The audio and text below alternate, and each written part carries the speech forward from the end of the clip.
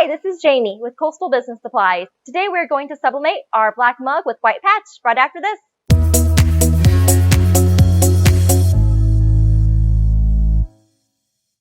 And we're back. So today we are going to press our black mug with white patch for sublimation. It does have a white patch around it with an imprint area of 7.5 inches by 3.125 inches. We have a transferred image here that we've done with a darker image that you can kind of see. So it gives it a nice effect. So let's get started. What you will need to do this process is a sublimation printer with sublimation ink and paper, along with your transfer tape and your image. So let's get it taped on.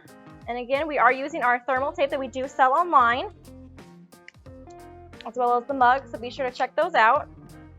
Place the tape appropriately. And we are going to be using our 4-in-1 mug press that we do sell.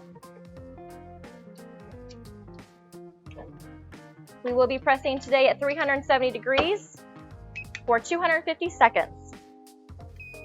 Okay, so we're going to end our timer on wrap while it is still hot. And there we go. So again, this is our black mug with white patch that we do have for sale for sublimation.